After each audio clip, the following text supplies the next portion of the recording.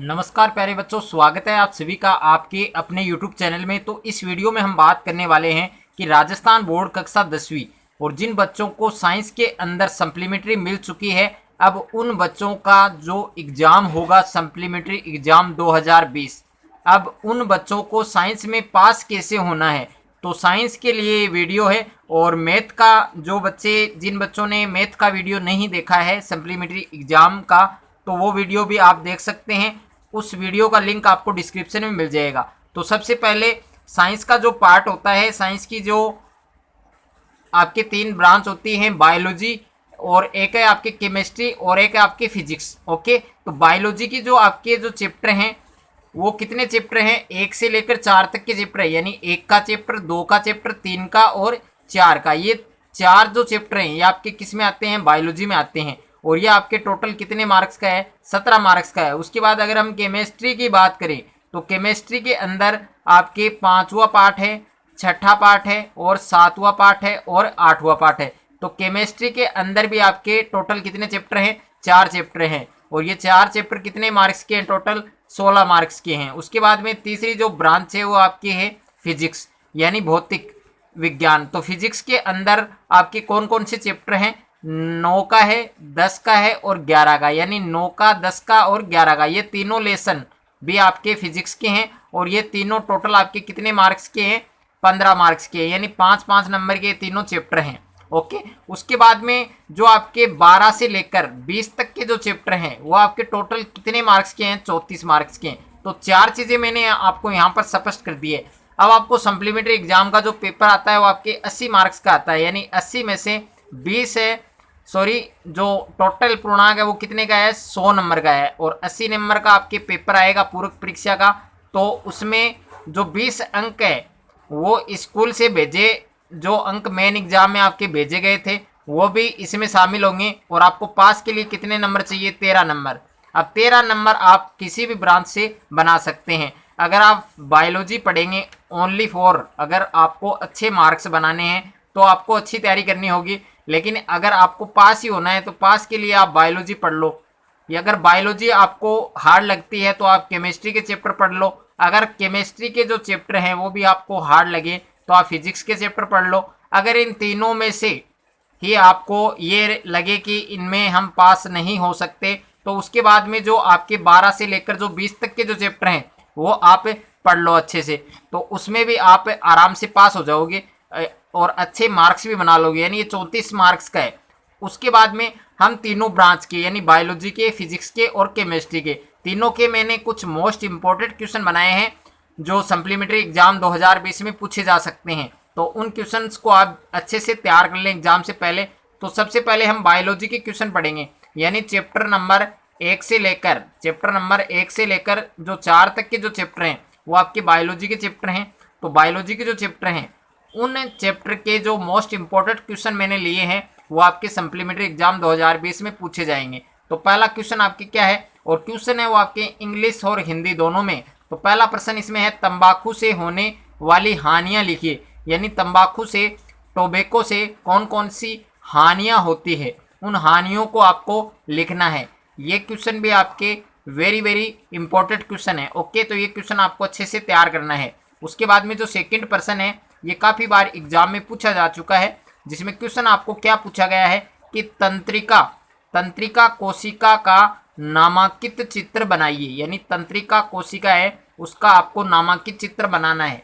और तंत्रिका कोशिका की जगह कभी कभी एग्जाम में एक नाम और दिया जाता है, ये नाम भी आपको ध्यान रखना है। कभी कभी तंत्रिका कोशिका की जगह ये नाम दे दिया जाता है पेपर में, न्यूरॉन। ओके, यानी तंत्रिका कोशिका ही क्या है, न्यूरॉन है। तो तंत्रिका कोशिका या फिर न्यूरॉन, इसका नामांकित चित्र आपको बनाना है, यानी डायग्राम बनाना है।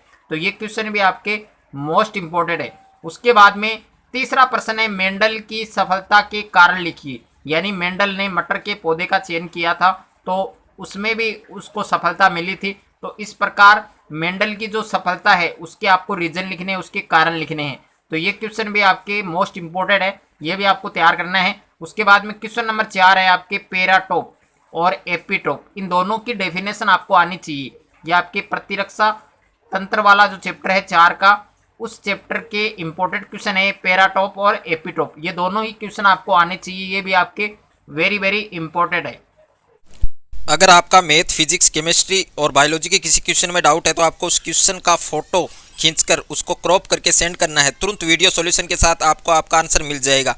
और आप class 6 to 12 NEET, IIT, JEE mains और एडवांस की भी तैयारी कर सकते हैं। तो अभी डिस्क्रिप्शन में जाइए और डाउटनेट के इस एप्लीकेशन को डाउनलोड कीजिए। डाउट हो तो डाउटनेट करो। आप 8400 400 400 इस नंबर पर भी आप अपने क्वेश्चन का फोटो क्रॉप करके सेंड कर सकते हैं।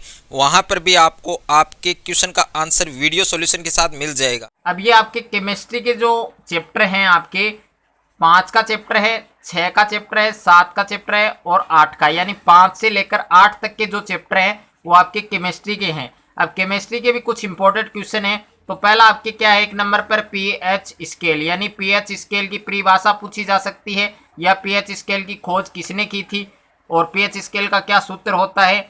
और तो ये क्वेश्चन आपसे पूछा जा सकता है। ओके, तो ये वेरी वेरी इंपॉर्टेंट टॉपिक है पीएच स्केल, ये आपको अच्छे से आना चाहिए। उसके बाद में सेकंड जो क्वेश्चन है ये आपके साबुन अपमार्जक, यानी साबुन और अपमार्जक है, इन दोनों में आपको पूछ सकता है कि साबुन और अपमार्जक में डिफरेंस यानी अंतर लिखना, तो ये क्वेश्चन भी आपको आना चाहिए।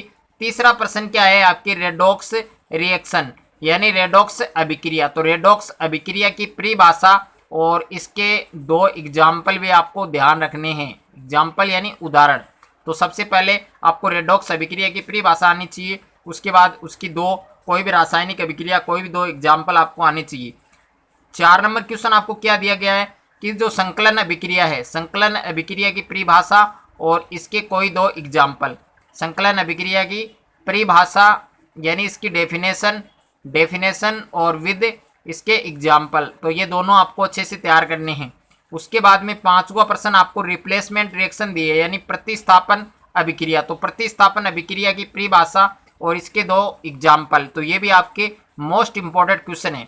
उसके बाद में आपके फिजिक्स, तो फिजिक्स के जो चैप्टर हैं आपके चैप्टर नंबर 9 से 11, चैप्टर नंबर 9 से 11 ये तीनों ही चैप्टर आपके फिजिक्स के हैं। ओके, तो ये चैप्टर आपको आने चाहिए। 9 का आपके प्रकाश है और 10वां आपके विद्युत धारा वाला है और 11 का आपकी कार्य ऊर्जा और शक्ति।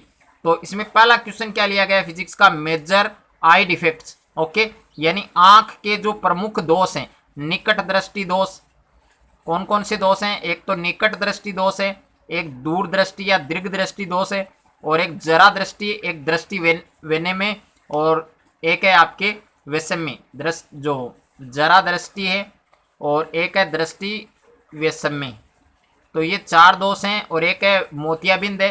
तो ये 5 दोषों के बारे में आपको पता होना चाहिए। उसके बाद में जो सेकंड क्वेश्चन है, मैग्नेटिक फील्ड लाइंस यानी चुंबकीय क्षेत्र रेखाएं, तो चुंबकीय क्षेत्र रेखाओं की परिभाषा और इस रेखाओं के गुण धर्म भी आपको याद होने चाहिए। तो डेफिनेशन विद इसके कमेंट का मतलब क्या है यहाँ पर, गुण धर्म। ओके, तो परिभाषा और इसके गुण धर्म ये दोनों आपको अच्छे से याद करने हैं, ये भी आपके वेरी वेरी इंपॉर्टेंट क्वेश्चन है।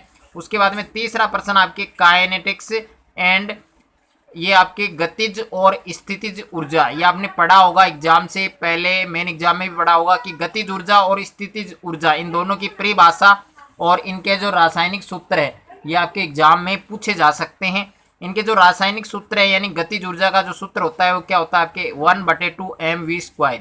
ओके, और इसका होता है mgh। तो इस पर कभी कभी क्या होता है कि जो न्यूमेरिकल क्वेश्चन है उनके ज़्यादा चांस होते हैं, तो ये दोनों ही आपको अच्छे से तैयार करने हैं। अगर आपको ये वीडियो अच्छा लगे तो वीडियो को लाइक करें, दोस्तों के साथ शेयर करें।